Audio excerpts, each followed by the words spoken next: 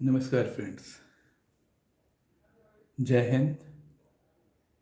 Actually बहुत कुछ दिनों से एलोपैथी बनाम आयुर्वेद का बहुत ही चर्चा में चल रहा है मामला, जिसमें बाबा रामदेव और आईएमए का काफ़ी टकराव हो रहा है।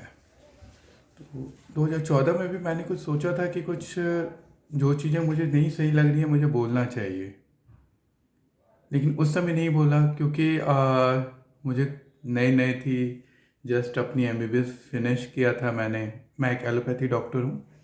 मैंने एमबीबीएस फिनिश किया था। तो बहुत सारे लोगों ने बोला कि यार इसमें कुछ चेंज नहीं कर सकते हो आप।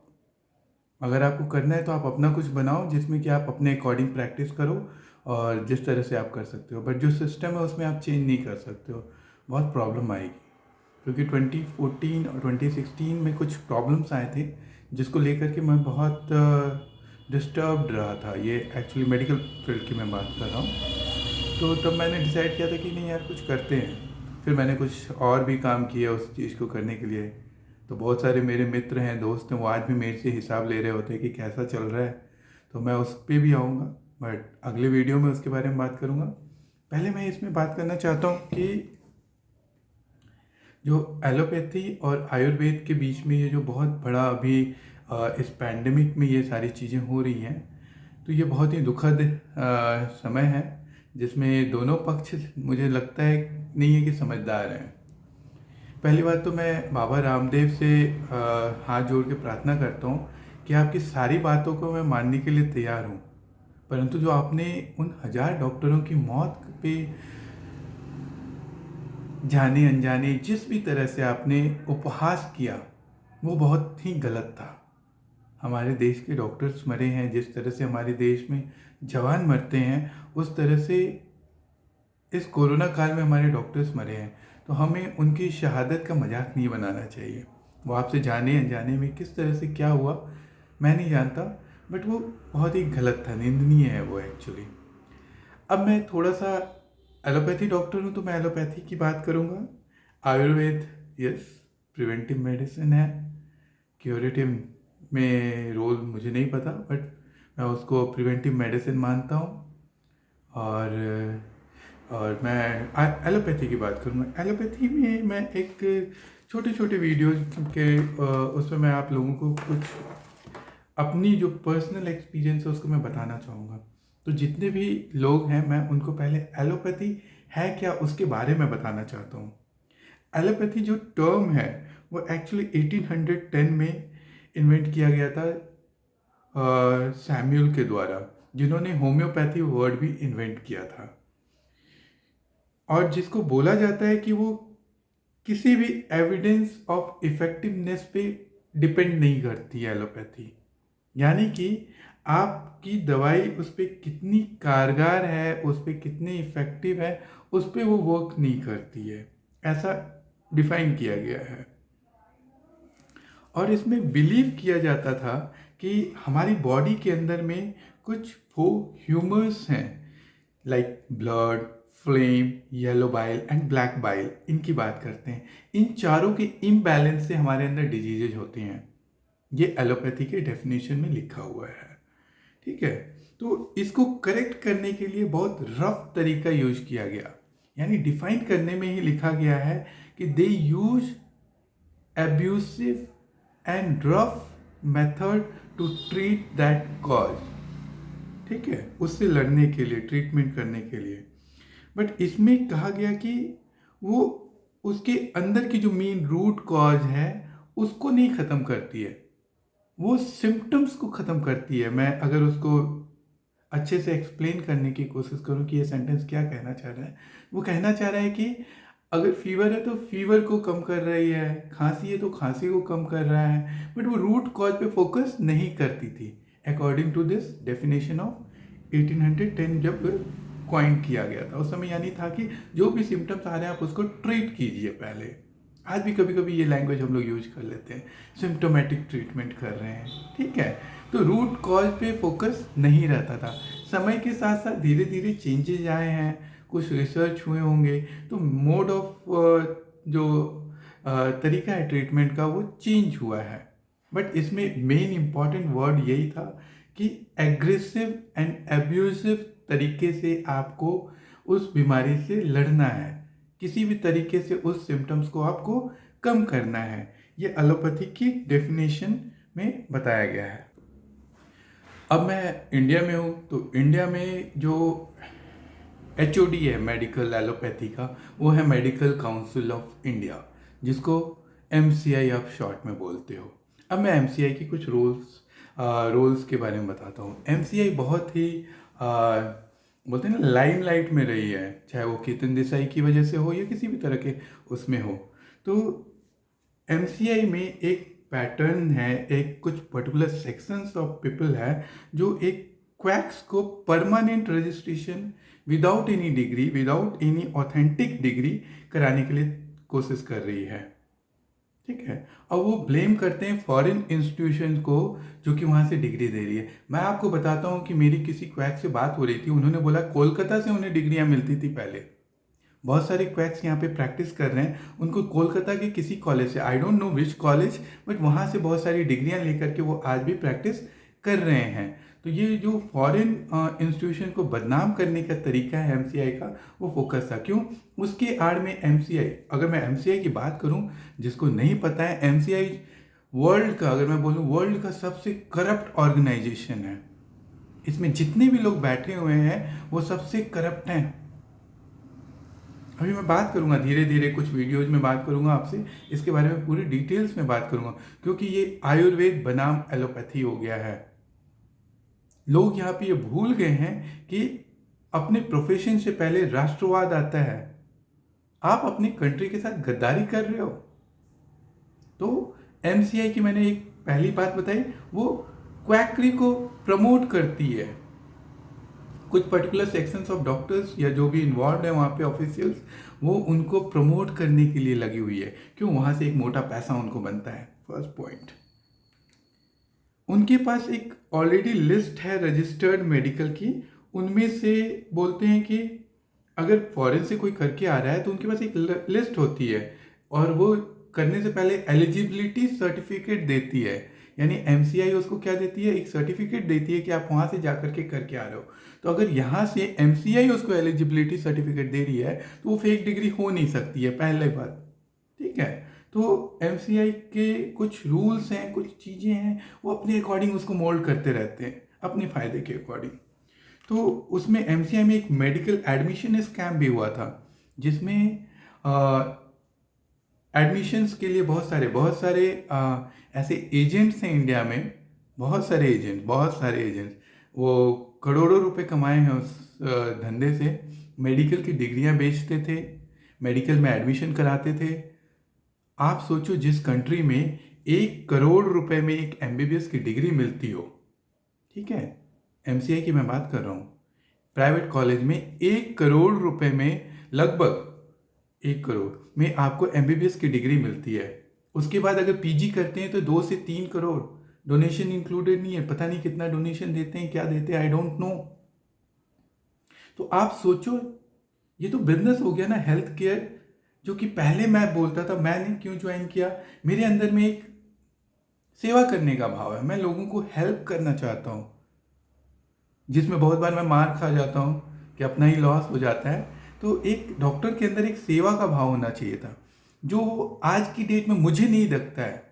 मैंने जहाँ पे भी वर्क किया, सरकारी में, प्राइवेट में, जहाँ पे भी वर्क किया, मुझे वो भावना नहीं दिखती है, सेवा करने की भावना नहीं दिखती है। इस कारणवश मैं, हो सकता है, उस हॉस्पिटल में एडजस्ट नहीं कर पाया, मुझे वहाँ का कल्चर नहीं पसंद आया हो।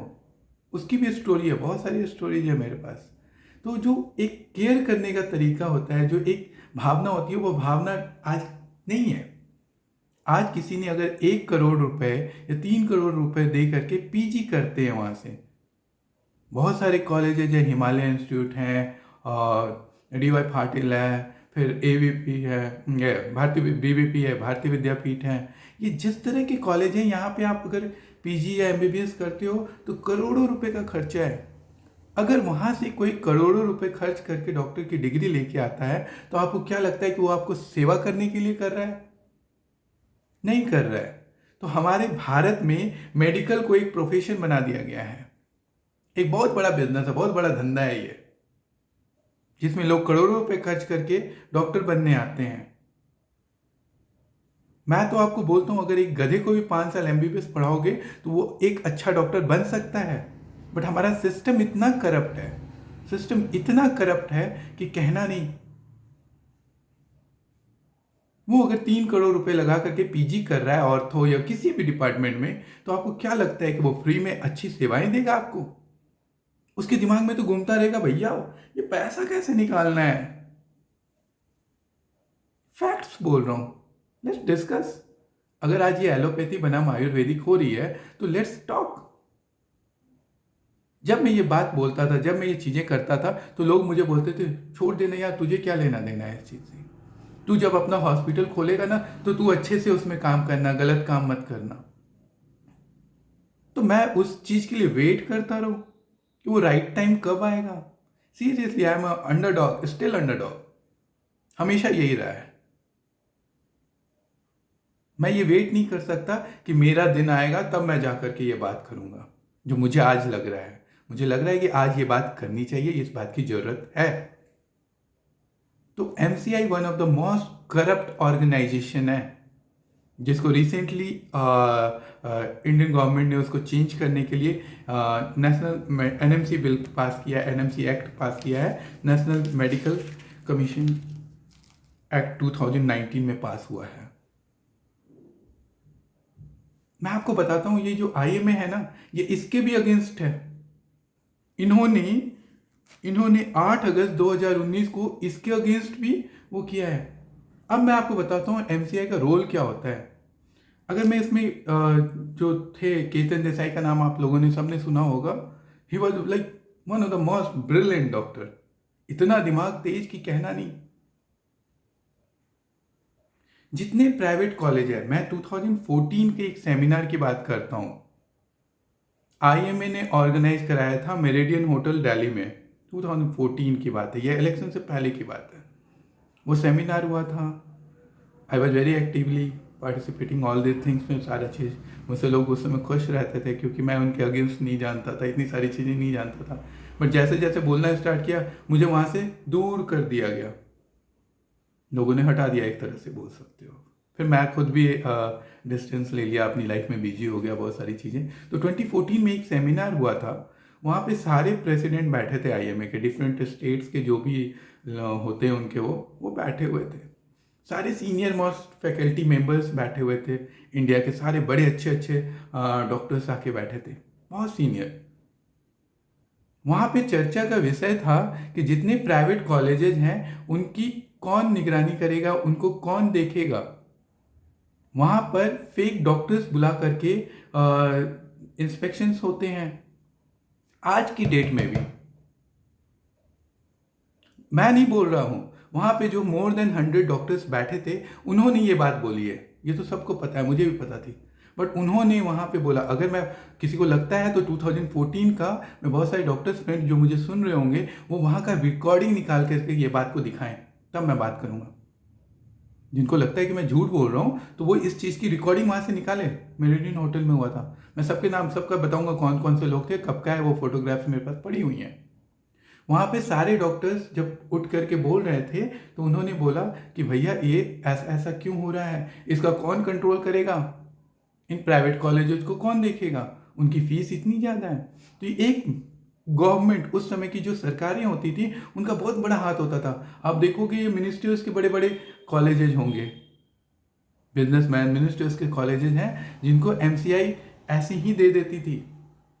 उनके यहाँ डॉक्टर्स नहीं होते थे, उनके यहाँ फैसिलिटीज नहीं होती थी, उनके यहाँ जो भी उस हॉस्पिटल की रिक्वायरमेंट होती है वो आज भी अगर आप इंस्पेक्शन करोगे, सही तरीके से इंक्वायरी करोगे, मैं बोलता हूँ कि मैक्सिमम हॉस्पिटल बंद कर दिए जाएंगे, मैक्सिमम प्राइवेट कॉलेजेस बंद कर दिए जाएंगे। डॉक्टर्स ने बोला, बट कोई रेस्पॉन्स वहाँ पे नहीं था। वो मेडिकल काउंसिल के जो प्रेसिडेंट या जो भी होते हैं वो भी वहाँ पे बैठे हुए थे।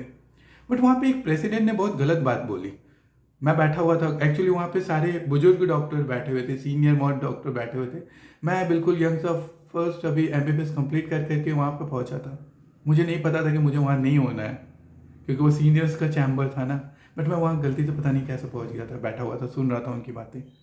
तो वहाँ पे एक साउथ के कोई आईएमए के लीडर थे, उन्होंने बोला कि what is the credibility of foreign medical graduates. मेरा दिमाग सनक गया कि कहना क्या चाहता है ये, credibility of foreign medical graduates. उसने आईएमए के सदस्य ने वो बात बोली। मैंने सोचा तो मैं वहाँ पे कुछ नहीं बोलूँगा, कुछ नहीं पूछूंगा, बट यार चुल तो होती है ना मुझे। वो उस समय भी थी, बीच में शांत पड़ गया था, आज फिर आ रही है एक्चुअली। तो मैंने उनसे पूछा, मेडिकल काउंसिल ऑफ इंडिया एक एलिजिबिलिटी सर्टिफिकेट प्रोवाइड करती है कि यहाँ के बच्चे बाहर जा कर के पढ़ाई करें। तब वो जाते हैं, वहाँ एडमिशन लेते हैं, उसके बाद वहाँ से डिग्री हासिल करके आते हैं, फिर यहाँ पे एमसीआई एग्जामिनेशन देते हैं। ठीक है, तो वो जो डॉक्टर साहब पूछ रहे थे what is the credibility of all this foreign medical graduates, तो मैं उनसे एक क्वेश्चन पूछा। मैंने जाकर के माइक पकड़ा, लास्ट कैंडिडेट था पूछने वाले में से।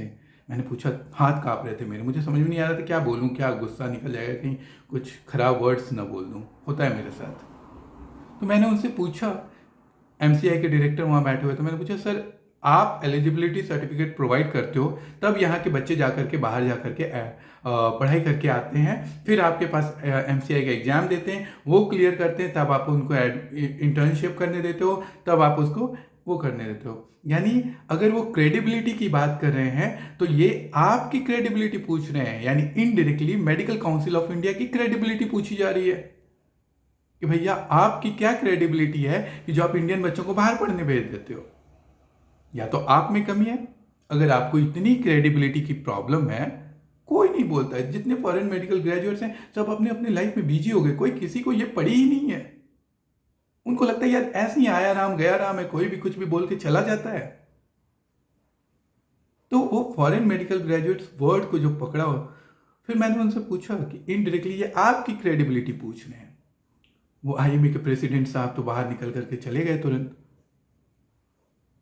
तो थोड़ी देर पहले ही इंडियन डॉक्टर्स इंडियन कॉलेज की वाहवाही कर रहे थे कि भैया आपके यहाँ डॉक्टर्स नहीं है, आपके यहाँ स्टाफ नहीं होता है, आपके यहाँ इंफ्रास्ट्रक्चर नहीं है, फिर भी आपके कॉलेजेस चल रहे हैं। तो ये जो मेडिकल कॉलेजेस चल रहे हैं, करोड़ों रुपए का धंधा चल रहा है, उनकी क्रेडिबिलिटी क्या है? अगर मैं पूछूं तो इसका जवाब कौन देगा कि उन प्राइवेट कॉलेजेज और उनके यहाँ से पढ़ के आते हुए जो लड़के हैं उनकी क्रेडिबिलिटी क्या है? मैं बताता हूँ। जब मैं राम मनोहर लोहिया में इंटर्नशिप कर रहा था, बहुत सारे प्राइवेट मेडिकल कॉलेज के बच्चे आते थे, मैक्सिमम पार्टी करते थे। फैक्ट बोल रहा हूँ, कुछ एक सीरियस होंगे, मैं मैक्सिमम लोगों की बात कर रहा हूँ, वो पार्टी कर रहे होते थे। जितने प्राइवेट कॉलेज के बच्चे आते थे फिर जेआरशिप करने के लिए मेरे हॉस्पिटल में, उनको डिलीवरी तक करनी नहीं आती थी, यानी बेसिक थिंग्स नहीं आते थे उनको। जेआरशिप में उनको मैं डिलीवरी सिखाऊंगा? नहीं, सॉरी, इंटर्नशिप में सिखाऊंगा। मैंने इंटर्नशिप में बहुत काम किया था, आप कस्तूरबा हॉस्पिटल में जा करके देख सकते हो। वहाँ के डॉक्टर्स अगर झूठ नहीं बोलते हो तो मेरे लिए अच्छा ही बोलेंगे, चाहे वो कस्तूरबा हॉस्पिटल हो, आरएमएल हॉस्पिटल हो। मैंने वहाँ पे अपना पूरा 100% दे करके इंटर्नशिप भी की थी। जेआरशिप की तो बात ही नहीं कर रहा, मैं इंटर्नशिप में बहुत अच्छे से काम किया था। जब जो चीज़ बोला जाता था वो करता था। तो जो ये क्रेडिबिलिटी की बात है, ये बहुत प्रॉब्लम है। ये वो आईएमए है। तो 2014 में बहुत दिक्कत हुई थी। मैं डॉक्टर विजय गोयल का नाम लेता हूँ, डॉक्टर हर्षवर्धन का नाम लेता हूँ। उस समय 2014 में हम लोग मोदी जी की कैंपेनिंग में साथ में काम कर रहे थे। मैंने उनसे पूछा था क्यों, एक प्रॉब्लम आई थी एक्चुअली में। क्या प्रॉब्लम थी कि जो एमसीआई का एग्ज़ाम होता है उसमें फेलियर परसेंटेज बहुत ज़्यादा है। पासिंग परसेंटेज 5 से 7% होते हैं, यानी 50,000 1 लाख बंदे अगर एग्ज़ाम में बैठ रहे हैं तो सिर्फ 5 से 7% बच्चे पास होते हैं उसमें। मैंने सर को बोला, सर पेपर तो कुछ ज़्यादा टफ होता है, वो बच्चे वहाँ से इंटर्नशिप करके नहीं आते हैं, उनसे पीजी लेवल के आपके क्वेश्चंस होते हैं। ये नेशनल बोर्ड ऑफ एनबीई का एग्जामिनेशन का पैटर्न होता है, तो वो पीजी लेवल के क्वेश्चन पूछते हैं एमसीआई वालों में से। तो सर इसके लिए हम लोगों ने थोड़ा सा, कुछ बच्चों ने, हमारे फ्रेंड्स ने वो प्रोटेस्ट किया हुआ है। डॉक्टर हर्षवर्धन के घर की बात है, उसके सामने में वो प्रोटेस्ट कर रहे थे। मेरे फ्रेंड्स, बहुत सारे फ्रेंड्स सुन रहे होंगे, आज वो बैठे हुए हैं कहीं पे, कम से कम इसके बारे में तो बात करते, जिक्र करते। आप चुप बैठे हो।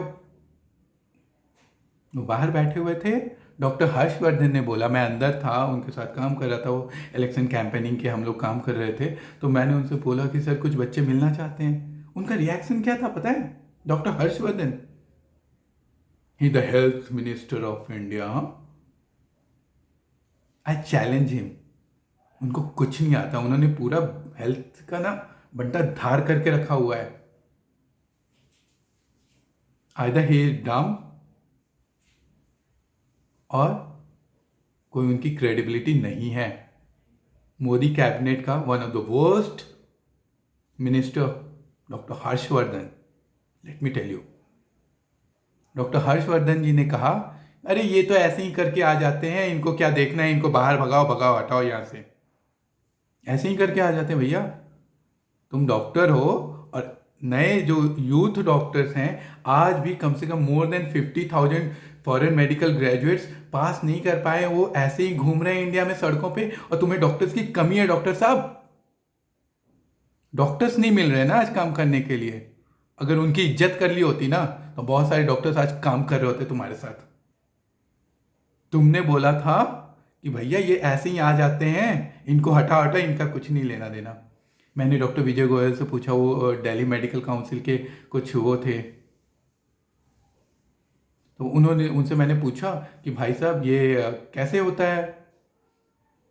तो मेन प्रॉब्लम, मैंने पूछा सर आप इसमें फॉरेन मेडिकल ग्रेजुएट बच्चे हैं, इनका कुछ हेल्प कर सकते हैं? आईएमए के, डीएमए के थ्रू कुछ अगर हमारे लिए कुछ हो सकता है, आप मिनिस्टर से बात करो या गवर्नमेंट से इसमें हमें हेल्प करा दो, तो इस तरह की चीज़ें आप कर सकते हैं।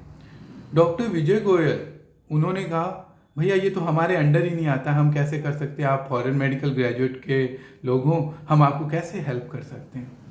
और उन्होंने रास्ता काट लिया। डॉक्टर अग्रवाल कोई अभी हाल में एक वीडियो दे रहे थे, मैं उनकी भी बात कर रहा हूँ। ये दो लोग थे, डॉक्टर हर्षवर्धन भी थे अंदर में। उन्होंने बोला कि अरे ये तो ऐसे ही है। तो ये लोग वो ऐसे लोग हैं जो अपने ही डॉक्टर्स में डिफ्रेंशिएट करते हैं। वो फॉरेनर हो गया, ये इंडियन हो गया। अपने देश के कॉलेज की उनकी कोई गारंटी नहीं है भैया कि कैसा पढ़ाया, क्या पढ़ाया, कितना आता है। रईस यादव के बच्चे पढ़ते हैं 1-1 करोड़ भैया, 3 करोड़ में पीजी करके आते हैं हिमालय से, Himalayan institute of medical sciences. तो one of the most corrupt organisation medical council of India है। तो इस तरह का एक सिस्टम फॉलो हो रहा है, तो क्रिटिसाइज कौन होगा? आज मैं सिर्फ और सिर्फ एमसीआई की बात करूंगा। फिर थोड़ा सा केतन देसाई जी के लिए मैं कुछ प्यार के 2 शब्द बोलना चाहूँगा। केतन देसाई, डॉक्टर केतन देसाई, ये गुजरात से हैं। ये आईएमए के प्रेसिडेंट भी रह चुके हैं, मेडिकल काउंसिल ऑफ इंडिया के भी वो डायरेक्टर या व्हाट्सएवर जो होता है वो रह चुके हैं। ये वर्ल्ड मेडिकल एसोसिएशन कुछ होता है, उसके भी वो रह चुके हैं। इनको 20 मिलियंस का ब्राइब लेते हुए पकड़ा गया था। 20 मिलियन का ब्राइब लेते हुए 35 लाख रुपए का गोल्ड इनके लॉकर में मिला था भैया। 1.5 किलो गोल्ड, जो कि 35 लाख के करीब का होगा, ज़्यादा ही हो पता नहीं, I don't have any idea, वो उतने का था। 80 किलो चांदी मिला था इनके यहाँ, और 400 प्रॉपर्टी पूरे भारत में है इनके नाम की, केतन देसाई के। ये डॉक्टर थे या आतंकवादी थे पता नहीं भैया, या मेडिकल माफिया बोल सकते हो आप। तो इस पे कौन देखेगा? और दूसरी बात, उस समय आईएमए ने इनको कुछ नहीं बोला, इनको कुछ नहीं बोला आईएमए ने। तो बड़ी प्रॉब्लम है, बहुत बड़ी प्रॉब्लम है कि किस तरह से इसको, यानी कि सारे केसेस विड्रॉ हो गए हैं। केतन देसाई के साथ खड़ी थी आईएमए उस समय। एक और पॉइंट मैं इसमें ऐड करना चाहूँगा, आईएमए की बात हो रही है तो अभी गोरखपुर में डॉक्टर कफिल खान का एपिसोड हुआ था, जिसमें बीआरडी हॉस्पिटल है वहाँ पर हुआ था ये।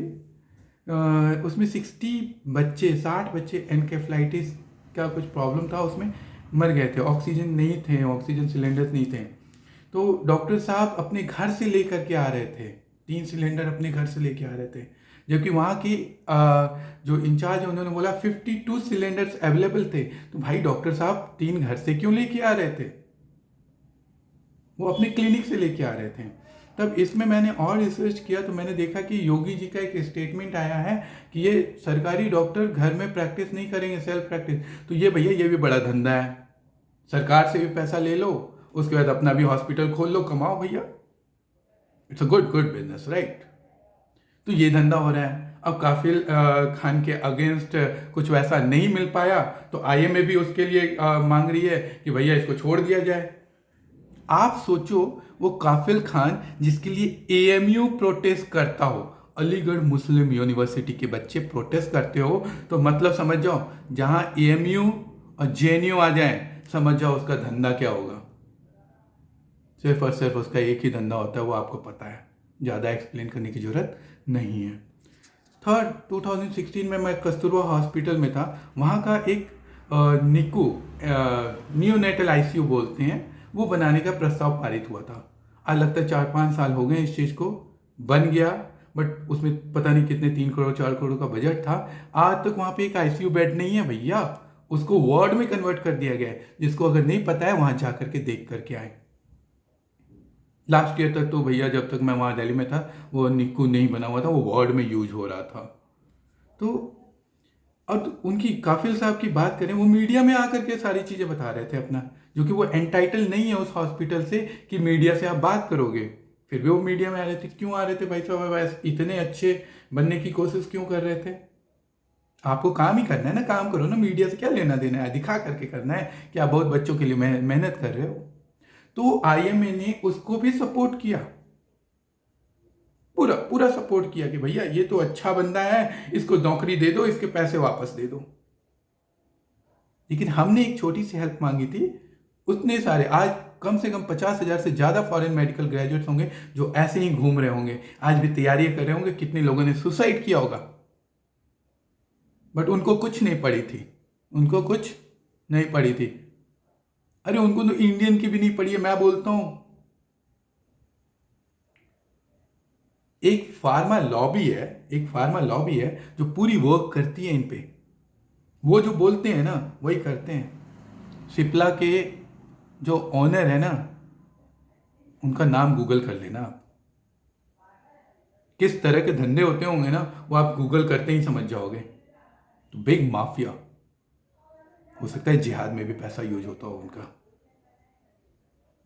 तो इस तरह की चीजें एक माफिया के अकॉर्डिंग फार्मा नेक्सस वर्क कर रहा है, जो कि डॉक्टर्स को रन कर रहा है। डॉक्टर्स दिलो जान से काम करना चाहते हैं, लेकिन इनडायरेक्ट वे में वो पता नहीं क्यों नहीं समझ रहे हैं। ऐसा मेंटल प्रेशर क्रिएट किया हुआ है कि उनको लगता है उनके अगेंस्ट कोई बोलता है, ऐसा लगता है पूरे डॉक्टर्स कम्युनिटी के अगेंस्ट बोल दिया। आप अपनी गलतियां नहीं देखते हो, कौन सफाई करेगा? लिस्ट अगर गिनाने लगूं, लाखों गलतियां निकलेंगी। मैं नहीं बोलता कि सब खराब है, सारे डॉक्टर्स बहुत अच्छे से काम कर रहे हैं, बहुत सेवा कर रहे हैं, बहुत सारी चीजें कर रही हैं, बट ये फार्मा लॉबी आप पे एक प्रेशर बनाए हुए, आपको एक जाल में जकड़ के रख ली है। ना चाहते हुए भी आप गलत को सपोर्ट करते हो, वो भी खुल के सपोर्ट करते हो।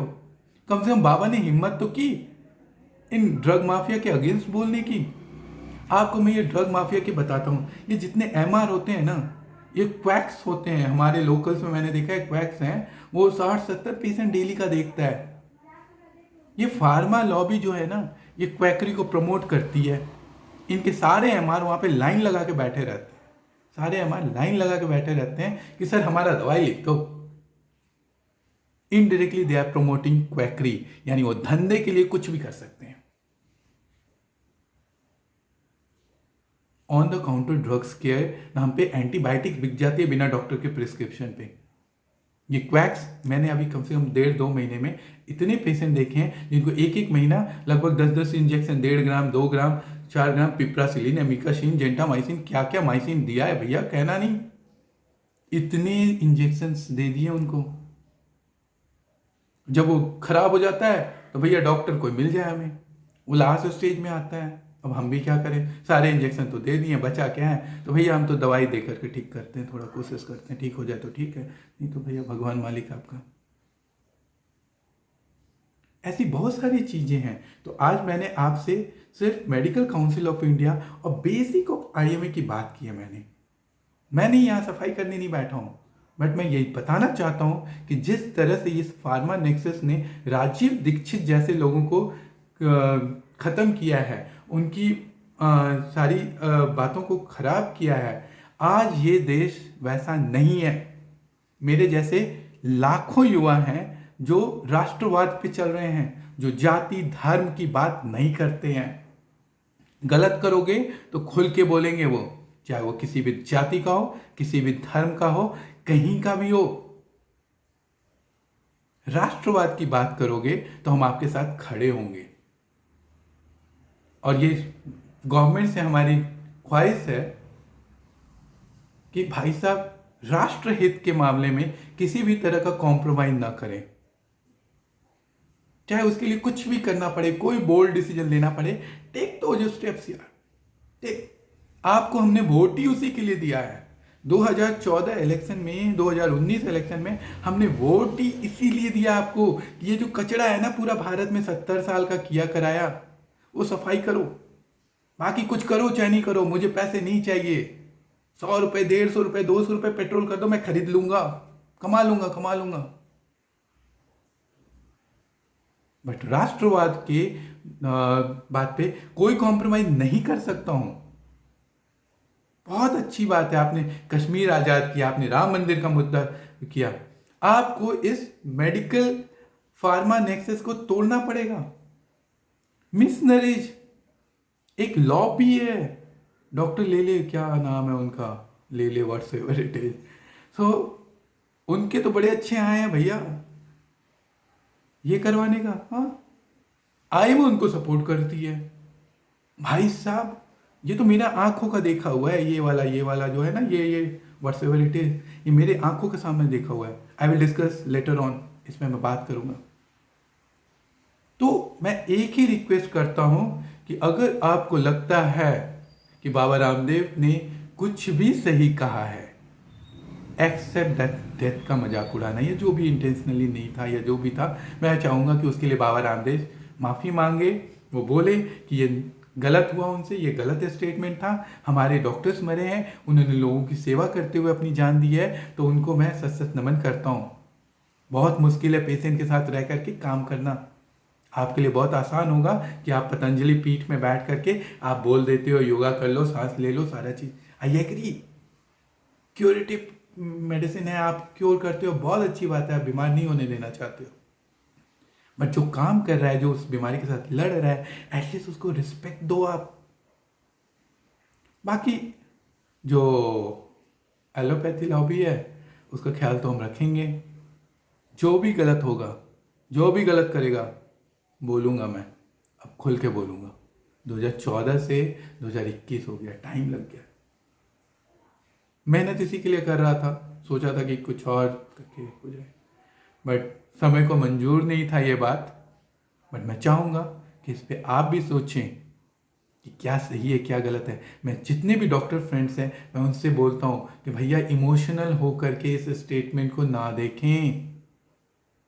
उसमें बाबा रामदेव ने एक एक पॉइंट बोला है, अगर तो मैं उसको प्रूव करूँगा। नेक्स्ट वीडियो में बाबा रामदेव के उस स्टेटमेंट को डिकोड करने वाला हूँ, उसमें एक एक चीज़ को फैक्ट्स के साथ एक्सप्लेन करूँगा मैं। ये एलोपैथी वर्सेस आयुर्वेदा नहीं है, ये सही और गलत की लड़ाई है, और जो गलत है वो हारेगा, चाहे वो कोई भी हो। जय हिंद, जय भारत।